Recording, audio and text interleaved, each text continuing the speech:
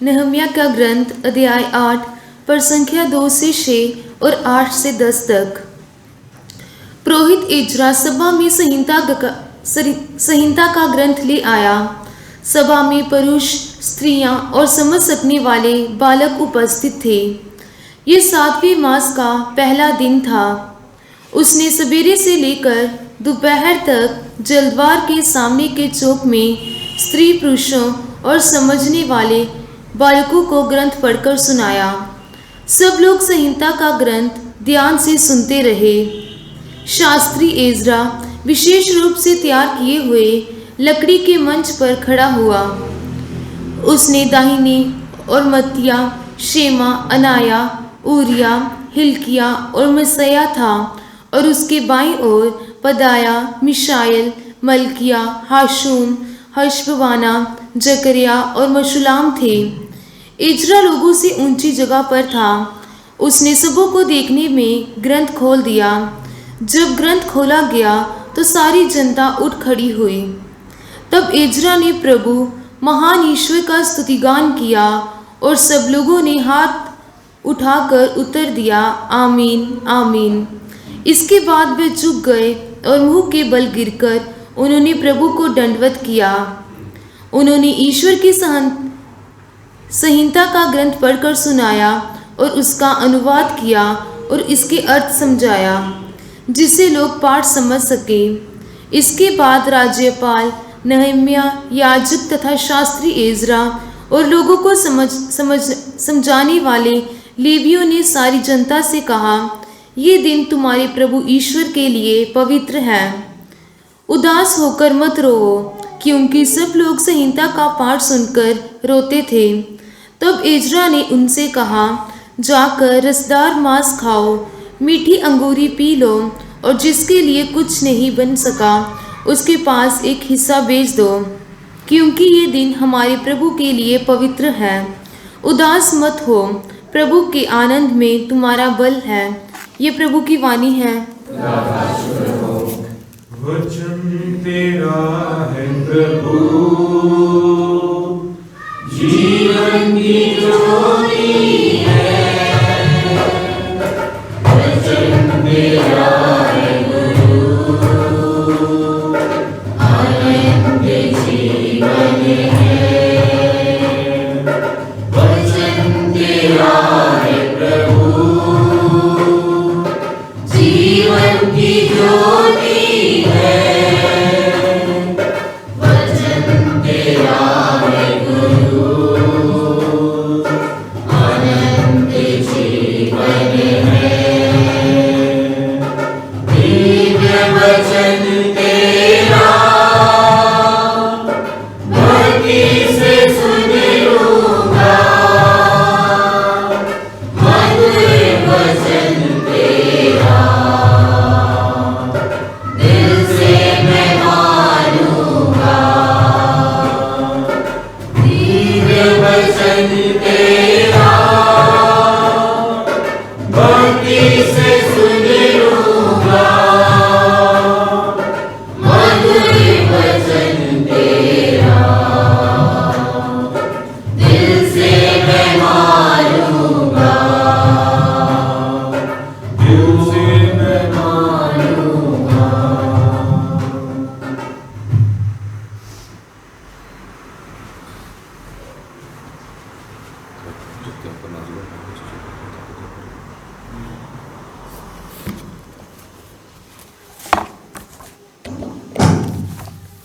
आज का दूसरा पाठ कुरिन्थियों का पहला पत्र अध्याय 12 पद संख्या 12 से 30।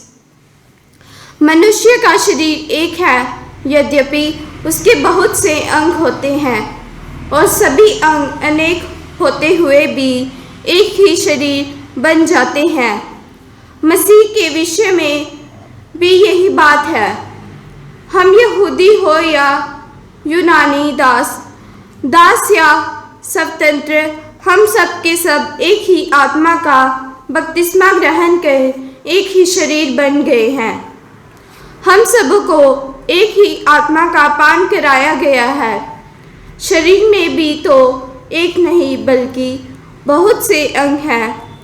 यदि पैर कहे मैं हाथ नहीं हूँ, इसलिए शरीर का नहीं हूँ, तो क्या वह इस कारण शरीर का अंग नहीं? यदि कान कहे मैं आँख नहीं हूँ, इसलिए शरीर का नहीं हूँ, तो क्या वह इस कारण शरीर का अंग नहीं? यदि सारा शरीर आँख ही होता तो वह कैसे सुन सकता? यदि सारा शरीर कान ही होता तो वह कैसे सुन सकता? वास्तव में ईश्वर ने अपनी इच्छा अनुसार शरीर में एक एक अंग को अपनी अपनी जगह रचा। यदि सब के सब एक ही होते तो शरीर कहाँ होता? तुम वास्तव में बहुत से अंग होते पर भी शरीर एक ही होता है। आँख हाथ से नहीं कह सकती तुम्हारी ज़रूरत नहीं, और सिर पैर से नहीं कह सकता मुझे तुम्हारी ज़रूरत नहीं। उल्टे शरीर के जो अंग सबसे दुर्बल समझे जाते हैं वह अधिक आवश्यक हैं। शरीर के जिन अंगों को हम कम आदरणीय समझते हैं उनका अधिक आदर करते हैं और अपने अशोभनीय अंगों की लज्जा का अधिक ध्यान रखते हैं।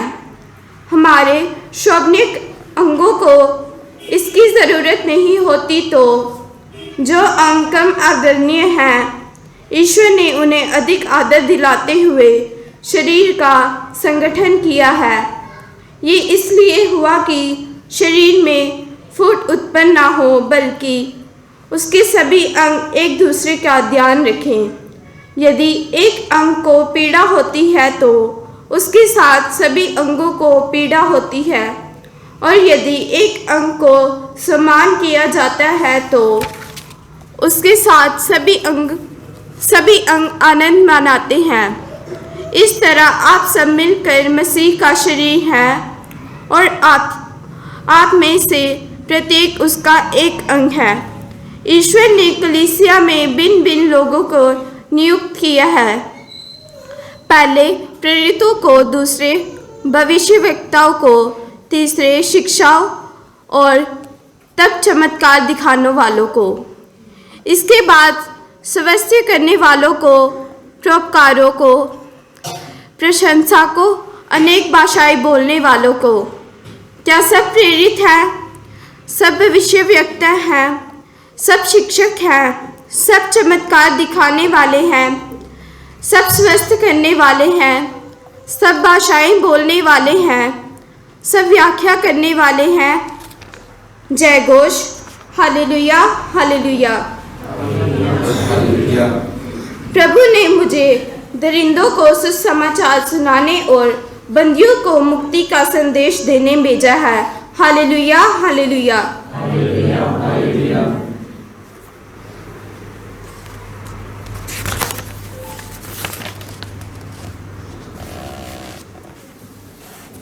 खुदावंद आपके साथ हो।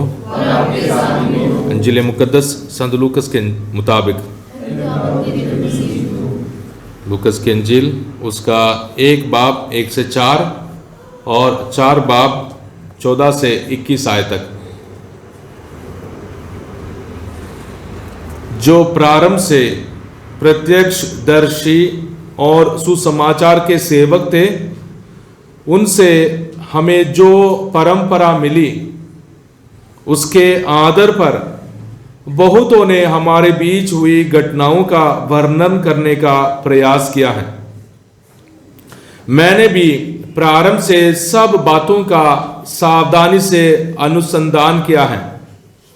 इसलिए श्रीमान थियोफिलुस, मुझे आपके लिए उनका क्रमबद्ध विवरण लिखना उचित जान पड़ा, जिससे आप ये जान लें कि जो शिक्षा आपको मिली है वह सत्य है।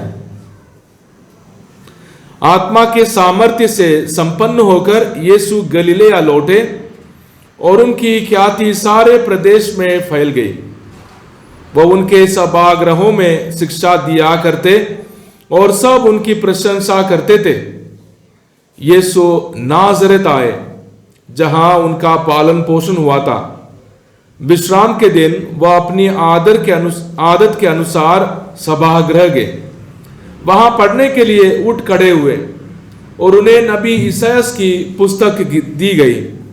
पुस्तक खोलकर यीशु ने वह स्थान निकाला जहां लिखा है, प्रभु का आत्मा मुझ पर छाया रहता है, क्योंकि उसने मेरा अभिषेक किया है। उसने मुझे भेजा है जिससे मैं दरिद्रों को सुसमाचार सुनाऊं, बंदियों को मुक्ति का और अंधों का दृष्टिदान का संदेश दूं, दलितों को स्वतंत्र करूं और प्रभु के अनुग्रह का वर्ष घोषित करूं। यीशु ने पुस्तक बंद कर दी और उसे सेवक को देकर बैठ गए। सभागृह के सब लोगों की आंखें उन पर टिकी हुई थी। तब वह उनसे कहने लगे, धर्म ग्रंथ का ये कथन आज तुम लोगों के सामने पूरा हो गया है। ये खुदा की पाक अंजील है।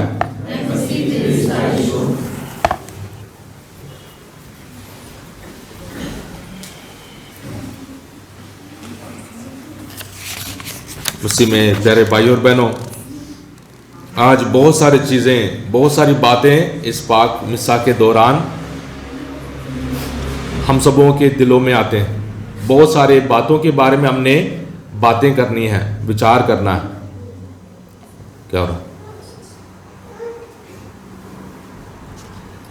कलीसिया आज पाक वचन का इतवार मनाती है। पाक वचन का इतवार यानी पाक वचन को पढ़ना, पाक वचन को समझना, पाक वचन को समझाना, पाक वचन के मुताबिक चलना, पाक वचन के मुताबिक जीना हम सबों के लिए बुलाहट है। हर एक के लिए बुलाहट है, हर एक के लिए।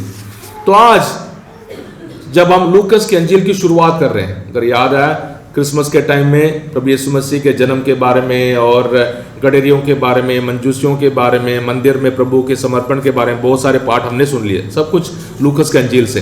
पर आज सब कोई मिलकर लूकस के अंजील की शुरुआत कर रहे हैं, यानी इस पूरे साल हम लूकस के अंजील से इतवार को पाठ सुनेंगे। और लूकस के अंजील बहुत बहुत खास है। हमने हमारे घरों में बाइबल स्टडी शुरू किया है और बाइबल स्टडी में सब कोई मिलकर हम लूकस के अंजील पढ़ रहे हैं। अभी अगले हफ्ते, अभी बुधवार को, मंगलवार को सुनीता घर में प्रेयर मीटिंग है, उसके बीच में हमारे बाइबल क्विज भी होगा। लूकस के अंजील उसके पहले 5 अध्याय पढ़कर आना, लूकस के अंजील के पहले 5 अध्याय पढ़कर आना।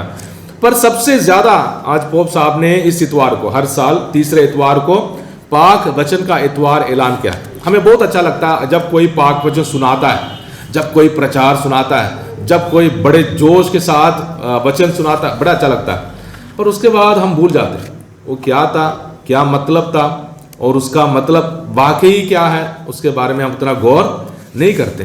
पाक वचन दिल, दिमाग और ईमान से जुड़ी हुई बात है। यानी आपने सुना है और आपने भी दिमाग से सोचना है, क्या वाकई इसका मतलब मुझे जिंदगी देने वाली है, वाकई इसका मतलब मुझे रोशनी देने वाली है, वाकई पाक वचन मेरे कदमों के लिए रोशनी है।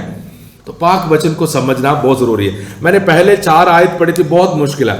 उन आयतों को जरूर हमें समझना बहुत जरूरी है, क्योंकि लूकस की अंजील प्यारे भाई और बहनों हर एक के दिल के साथ जुड़ी हुई अंजील है। यानी लूकस की अंजील, इधर एक बंदे का नाम लिखा थियोफिलुस। लूकस एक डॉक्टर था, संत पौलुस का चेला था। और कहते हैं रिवाज के मुताबिक लूकस ने मां मरियम से मुलाकात की थी। जब लूकस का बपतिस्मा हुआ, जब लूकस पौलुस के साथ प्रचार वार करने लगा, उसके बाद उसको मां मरियम से जाकर मुलाकात करने, वहां रहने के लिए उसको मौका मिला इफिसुस में। और वहां जाकर मां मरियम से मुलाकात कर उसने पूरी जानकारी हासिल की। और लूकस इन सारे बातों को, अंजील में हमें क्या मिलता है, यीशु का जन्म, यीशु का प्रचार, यीशु के चमत्कार, यीशु के दृष्टांत, यीशु की मौत, यीशु का जी उठना और यीशु का स्वर्ग में, आसमान में चढ़ जाना, ये सब कुछ अंजील में हमें मिलता है। तो लूकस जिसने अपनी अंजील लिखी है, लूकस इस पूरे अंजील को एक बंदे के नाम पर लिख रहा है।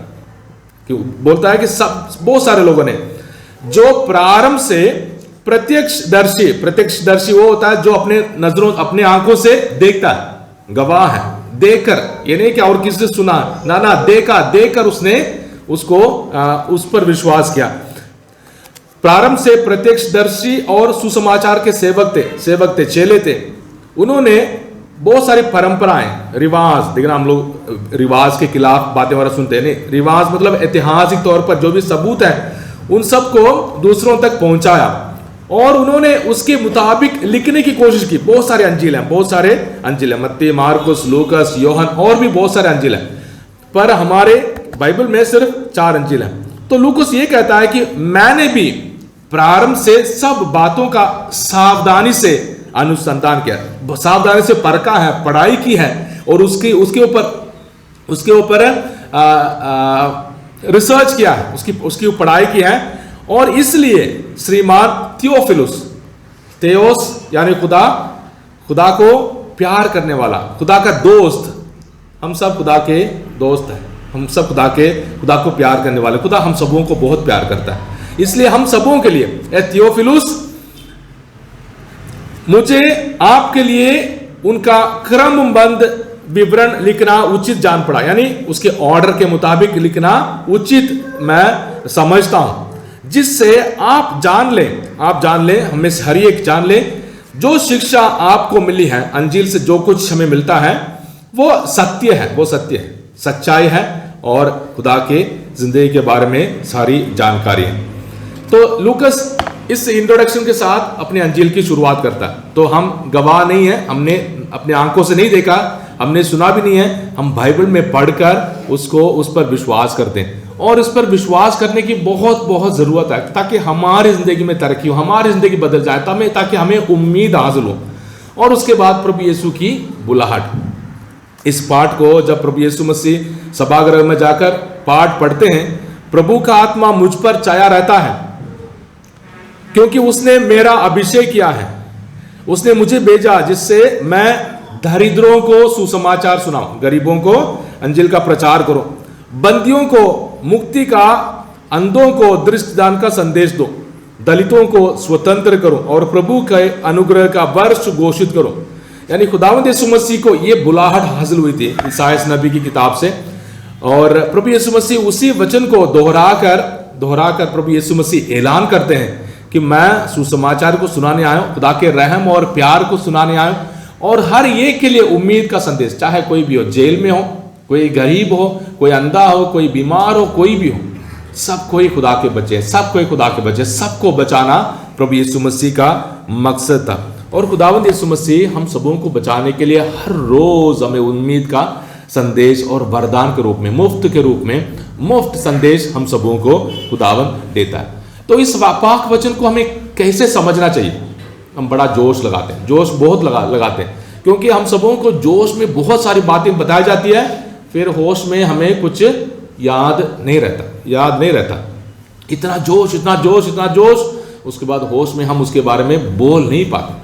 तो हमारी आदतों को खुदा के पाक वचन के साथ जोड़ना बहुत जरूरी है। आज के पहले पार्ट में नेहमिया की किताब से हमने सुना था कि पूरे दिन उन्होंने पाक वचन को सुना, पूरे दिन उन्होंने पाक वचन को सुना और पाक वचन के मुताबिक जीने के लिए उन्होंने वायदा किया। और पाक वचन को सुनने से, जैसे नबी पहले पार्ट में हमने सुना था, पाक वचन को सुनने के बाद उदास नहीं वापस जाना, हमारे दिल उम्मीद से भरपूर होकर वापस जाना, हमारी हालत जो कुछ भी हो, खुश होकर वापस जाना, उम्मीद के साथ वापस जाना, वायदे के साथ वापस जाना, तोड़फोड़ करने नहीं, ना, हमारे अंदर तोड़फोड़ करने, बाहर नहीं। बाहर तोड़फोड़ करने से कोई फर्क नहीं पड़ेगा। अभी बच्चों से हम बातें कर रहे थे, हमें किस पर जीत हासिल करना है, दूसरों पर या अपने ऊपर? हमें अपने ऊपर जीत हासिल करना है। हमने दूसरों की आदतें बदलना या हमारी आदतें? ना, हमारी आदतें हमने बदलना है, ताकि दूसरों के लिए एक मौका मिल सके कि हाँ जी, वाकई ही इस रास्ते पर हम जा सकते हैं, इस रास्ते पर हमारी कामयाबी हो सकती है।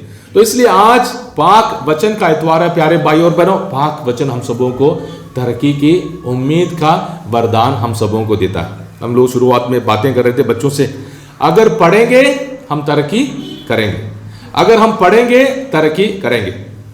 बाइबल पढ़ना हमारे लिए आज के दिन अच्छा नहीं लगता, सुनना अच्छा लगता है, देखना अच्छा लगता है, इंस्टाग्राम, फेसबुक और वो ये देखना अच्छा लगता है, देखना और सुनना, और यहां से सुनकर वहां चला जाता है। देखा, एक पिक्चर देखी, 2 पिक्चर देखी, तीसरे पिक्चर में पहली पिक्चर हमें भूल जाता है। पर खुदा का वचन हम सबों को बुलाता है ताकि हम खुदा के पाक वचन पर विचार करें, उस पर पढ़ें, उसको याद करें, उसके बारे में सोचें, परखें उसको, क्या ये सही है या गलत, क्या इसका मतलब सही निकल सकता है या गलत निकलेगा, या ये उम्मीद देता है या हम सबों को सजा देता है, या मुझे उम्मीद के साथ नई जिंदगी के लिए बुलाता है या मुझे सजा दे रहा है। ना, खुदा का पाक वचन हम सबों के लिए जिंदगी है, हम सबों के लिए जिंदगी है। इसलिए उम्मीद के साथ, खुशी के साथ वापस जाना बहुत ज़रूरी है।